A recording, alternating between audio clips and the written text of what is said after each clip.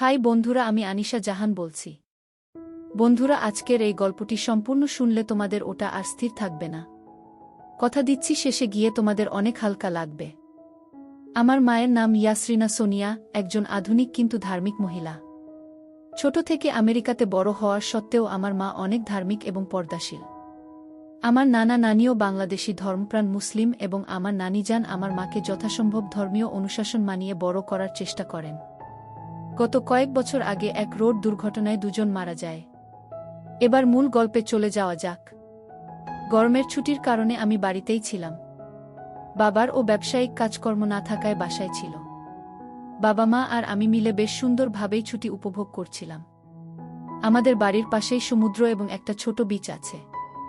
আমাদের প্রপার্টির ভিতরে পড়ায় সেই বিচে বাইরের মানুষ আসতে পারে না। তাছাড়া আমাদের বাড়ির আশেপাশে লোকজনের বসবাসও কম। মূল শহর থেকে আমাদের বাড়ি 2 মাইল দূরে। প্রায় প্রতিদিন বিকেলেই আমরা পরিবারের সবাই মিলে বিচে যেতাম। প্রথমেই বলেছি, আমার আম্মু একজন পর্দাশীল মহিলা।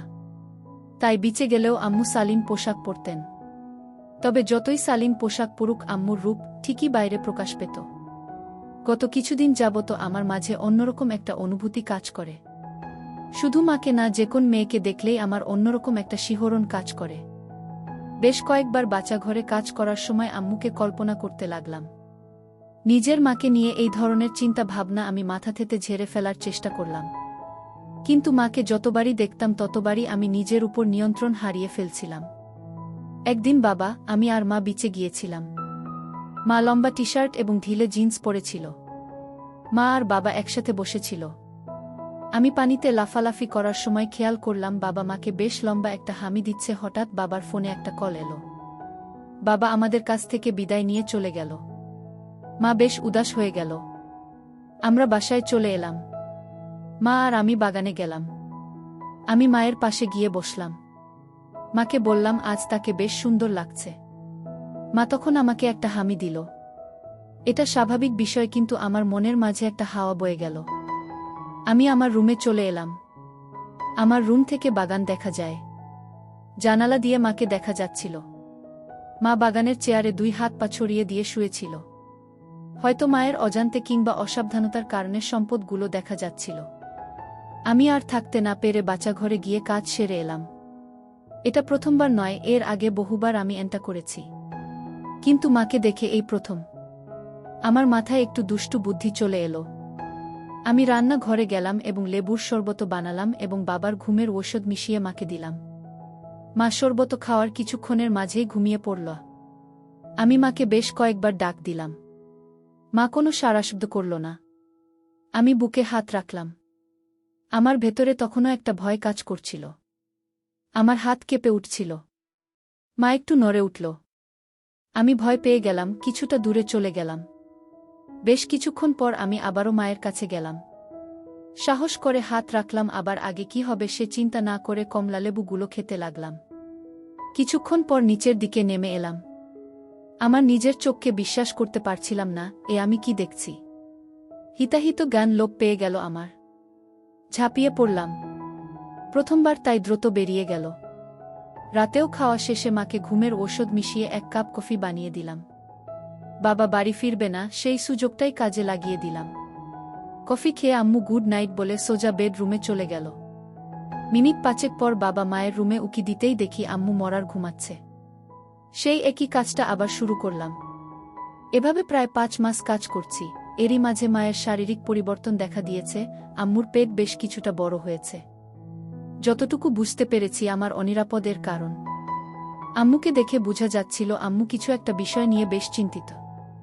আব্বু ব্যবসায়ের কাজে বিভিন্ন জায়গায় চলে যায়। বুড়ো বয়সে আম্মুকে তেমন একটা সময় দেয় না বললেই চলে। সে কারণেই হয়তো আম্মুর চিন্তাটা আরও বেশি হচ্ছে। গত মাসে আব্বু ব্যবসায়ের কাজে অ্যারিজোনা গিয়েছে। ফিরবে আরও দিন 15 পরে। বাসায় আমি আর আম্মু। রাতে খাওয়া দাওয়া শেষে আম্মু তাদের রুমে চলে গেল। আম্মু ঘুমিয়ে যাওয়ার কিছুক্ষণ পরেই আমি আম্মুর রুমে গেলাম। আম্মু গভীর ঘুমে মগ্ন। আমি আম্মুর পাশে বসলাম।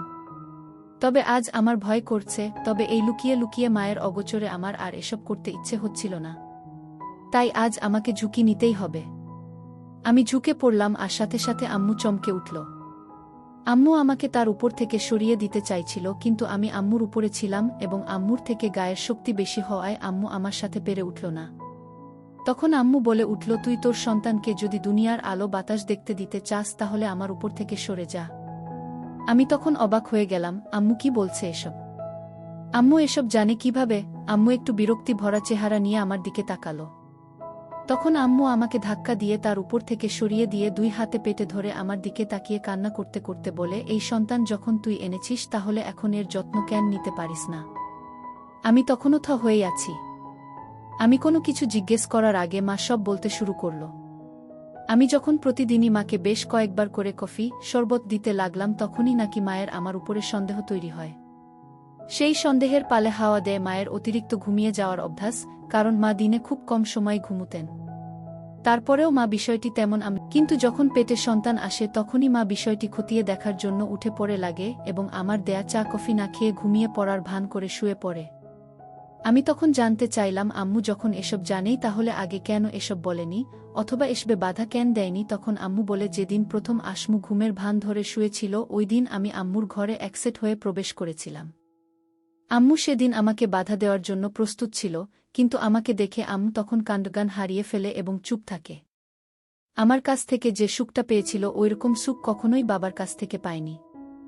আর সে কারণেই মা তার ধার্মিকতা, সতীত্ব বিসর্জন দিয়ে সব সহ্য করে নিয়েছে। আমি তখন আম্মুর পেটে হাত রেখে বলি, আমাকে ক্ষমা করো, আমি জানতাম না আমাদের সন্তানের ক্ষতি হবে। তখন আম্মু আমার হাতের উপরে হাত রেখে বলে, ঠিক আছে, আমি তোমাকে সব বলে দিব। তবে কথা যাও, আমাদের সম্পর্কের কথা কাউকে জানতে দিবে না। তখন আমি মাকের হাতটা শক্ত করে ধরে মায়ের চোখের দিকে তাকিয়ে বললাম, কথা দিলাম, এই গোপন সত্য কেউ জানবে না। কথাটা বলেই আমি রুম থেকে বেরিয়ে যাই। সকালে ঘুম থেকে দেরিতে উঠাটা আমার অভ্যাস। ঘুম থেকে উঠে হালকা ব্যায়াম করে বাগানে ফুটবল নিয়ে 30 মিনিটের মতো দৌড়াদৌড়ি করে থাকি।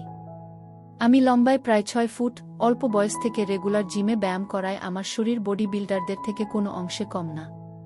পেটে হালকা হালকা 6 প্যাকের ছাপ ভেসে উঠছে। হাই স্কুলের মেয়েদের থেকে শুরু করে ক্লাস টিচার, জুনিয়র স্কুলের বাচ্চাদের গার্ডিয়ানরাও আমার উপরে ফায়দাও তুলেছি এসবের। গত সামারে এক ব্রাজিলিয়ান ছেলের মাকে নিয়ে 4 দিনের ট্রিপে গিয়েছিলাম। এমন আরও অনেকের সাথেই সময় কাটিয়েছি আমি।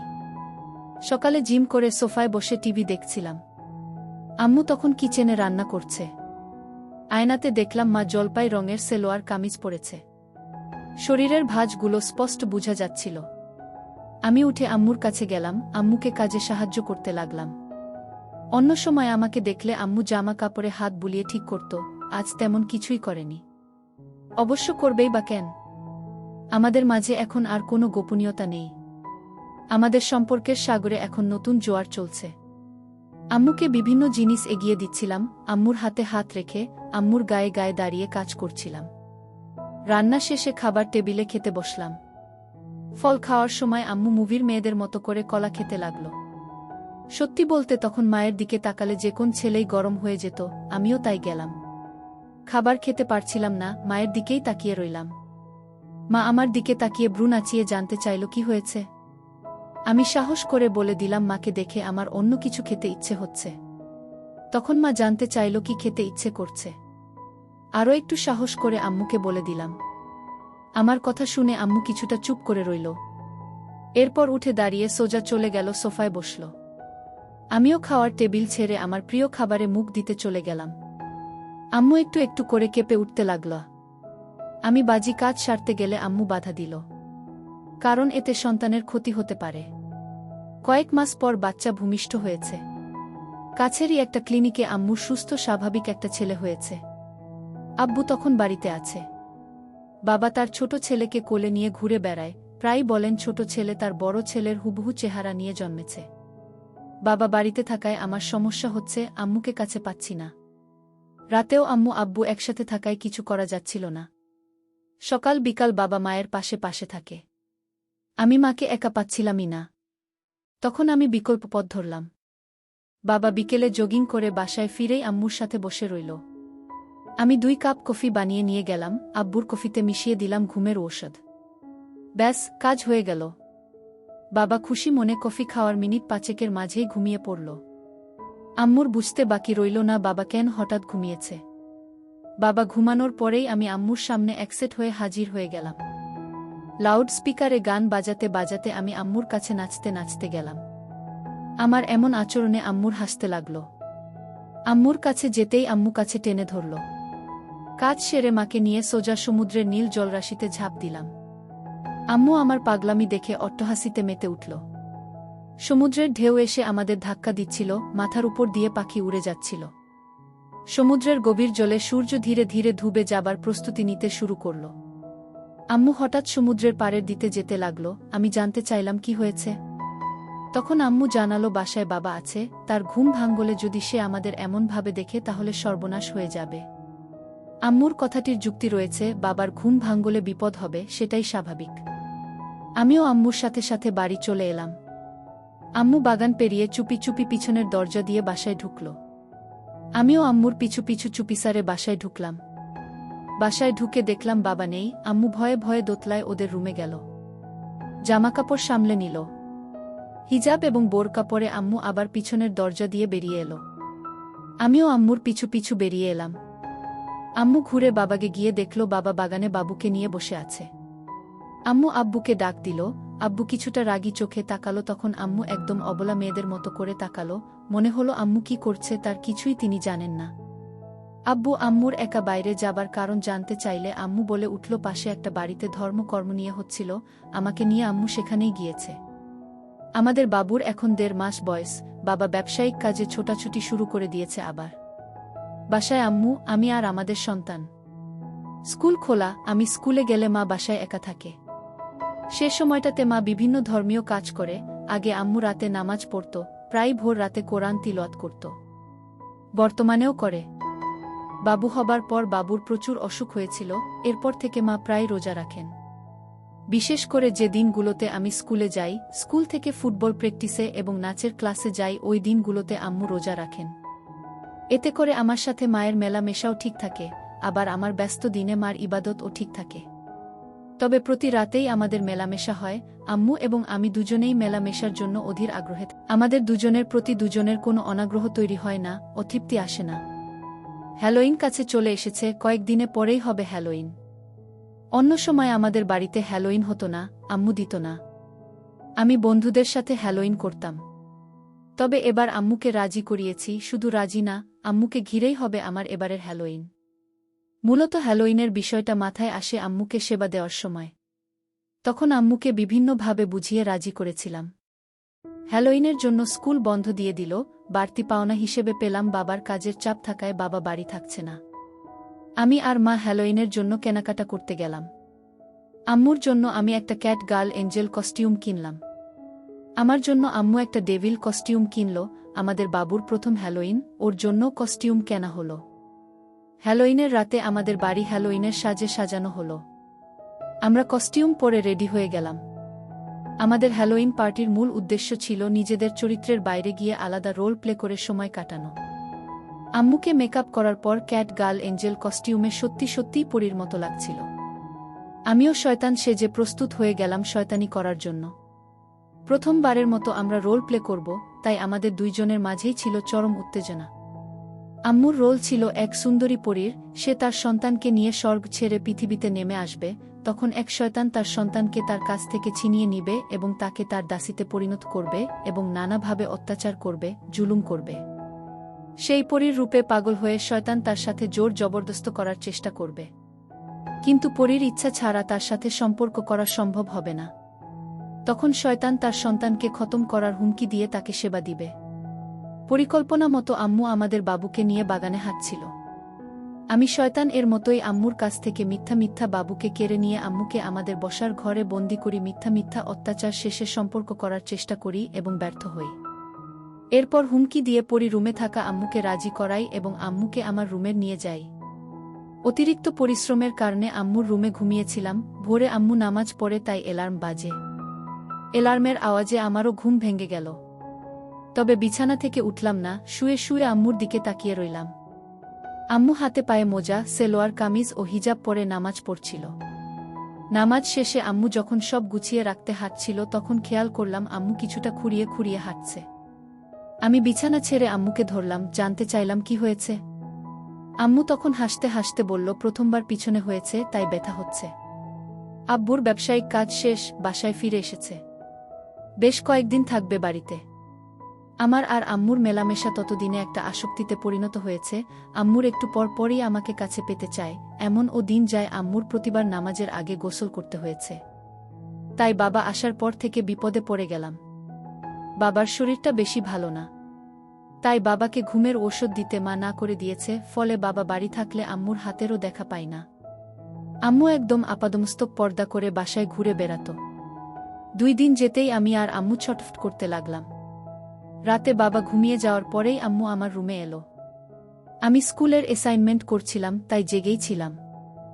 আম্মু আমার রুমে এসে দরজায় টোকা দিল।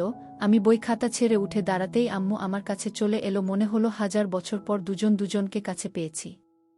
এরপর সময় নষ্ট না করে কাজে লেগে পড়লাম। কতটা সময় গেল আমরা জানি না, তবে আব্বুর ধাক্কায় আমার হুঁশ ফিরে। চোখ মেলে তাকিয়ে দেখি আব্বু আমাদের বাবুকে কোলে নিয়ে রাগী রাগী চেহারায় অবাক হয়ে আমাদের দিকে তাকিয়ে আছে। আম্মু লজ্জায় মাথা নিচু করে রেখেছে। কয়েক মুহূর্ত যেতেই আব্বু দুজনকে বাসা থেকে বেরিয়ে যাবার জন্য আদেশ দিল। আম্মু ছুটে গিয়ে আব্বুর পায়ের কাছে পড়ল, আকুতি করে মাপ চাইতে লাগল। আব্বু আম্মুকে পা দিয়ে লাথি দিয়ে সরিয়ে দিয়ে আমাদের বাবুকে বিছানায় রেখে চলে গেল। আমি আর আম্মু তখনও আতঙ্কিত, অসহায়ভাবে মেঝেতে বসে রইলাম। মিনিট 15 পরে বাবা একটা সুটকেস নিয়ে এলো। আম্মুর দিকে একটা জামা ছুঁড়ে দিয়ে পড়তে ইশারা করল। জামা পরা শেষে আম্মুকে আর আমাকে 2 হাতে ধরে টানতে টানতে নিচে নামিয়ে আনল। এরপর দরজা খুঁজে প্রায় গলা ধাক্কা দিয়ে আমাদের বের করে দিল। মাঝে রাতে আমি, আম্মু আর আমাদের নবজাত শিশু রাস্তায় এসে পড়লাম। কি করব কিছুই বুঝে উঠতে পারছিলাম না। রাতে আমরা একটা হোটেলে উঠি। সারা রাত আম্মু কান্না করে। সংসার ভাঙ্গার কষ্টে এবং অনিশ্চিত ভবিষ্যৎ নিয়ে আম্মু ভীত হয়ে যায়। পরদিন আমরা চলে যাই আম্মুর বেস্ট ফ্রেন্ডের জুলি আন্টির বাসায়। সেখানে আম্মু আন্টিকে রাতের ঘটনার কিছুই বলেন নাই। আন্টিকে আম্মু বলল কিছুদিন বেড়াবে। আন্টিও সানন্দে আমাদের থাকার ব্যবস্থা করে দিল। আন্টির বাসাটি বেশি বড় নয়। উনি একা মানুষ, 3 রুমের ফ্ল্যাট বাসায় থাকেন। আমাদের একদম কোণার রুমে থাকতে দিলেন। রুমে বাথরুম, জানালার বেলকনি সব আছে। রুমে ঢুকে আমি ফ্রেশ হয়ে একটা শর্টস আর টি-শার্ট পরে বিছানায় শুয়ে পড়লাম। আম্মু আজকে বেশ স্বাভাবিক। আমি বিছানায় শোবার পর আম্মু বাচ্চাঘরে গিয়ে ফ্রেশ হয়ে বেরিয়ে এলো। এরপর ব্যাগ থেকে একটা নাইট ড্রেস বের করে সেটা গায়ে চাপিয়ে পাশে শুয়ে পড়ল। আম্মু বিছানায় শুয়ে পড়ার কয়েক মিনিট পরেই ঘুমিয়ে পড়ল। গত রাতে ঘুম হয়নি, তাই হয়তো আম্মু কাহিল ছিল। রাতে হঠাৎ ঘুম ভাঙতেই আমি নিচে কিছু অনুভব করলাম। ঘুম ঘুম চোখ মেলে তাকাতেই দেখি আম্মু আমাকে জেগে উঠেছি দেখে আমার কাছে মাথা নিয়ে এলো। অনেক ভালোবাসা দিলাম তখন আম্মুকে। আন্টির বাসাতে আমাদের দিনগুলো ভালোই কাটছিল। কিন্তু প্রায় 1 সপ্তাহ যাবত আন্টির বাসায় থাকার পরেও বাবা আমাদের সাথে কোনো যোগাযোগ করল না। আন্টির বাসাতে আরও কিছুদিন থাকাটা আমাদের কাছে বেশ লজ্জাজনক মনে হলো। তখন আম্মু আমাকে নিয়ে লস এঞ্জেলস এর কাছে সান্তা মিরিয়াতে আমার নানার বাসায় চলে যাবার কথা বলে। যেমন কথা তেমনি কাজ হলো। রাতে আমি আর আম্মু একটা গাড়ি ভাড়া করে সান্তা মারিয়াতে চলে গেলাম। নানার নানি মারা যাবার পর থেকে বাসা খালিই ছিল। মাঝে মাঝে আমরা বেড়াতে আসতাম এখানে। লোকজন থাকে না, তাই আমি আর আম্মুই এখানকার একমাত্র বাসিন্দা। নানা নানি বেশ যত্ন করে ও রুচি নিয়েই বাসা বানিয়েছে। বাসার সামনে সুইমিং পুল, বাগান সবাই আছে। আমরা প্রায় ভোরে নানার বাসায় পৌঁছালাম। বাসায় ঢুকে আম্মু দ্রুত জামাকাপড় পাল্টে নামাজ পড়বার ঘরে চলে গেল। নামাজ শেষে আম্মু নানা নানির রুমে চলে গেল। মা বাবার কথা মনে করে আম্মু কিছুটা মন মরা হয়েই বসে রইল। আমার আম্মুর জন্ম এখানে। আমি আম্মুর পাশে গিয়ে বসলাম। আস্তে করে বললাম, এই ঘরেই তোমার বাবা মা থাকত, এখানেই তারা মিলিত হতো। আজ থেকে এখানে আমরা থাকব, আমরা এখানে মিলিত হব।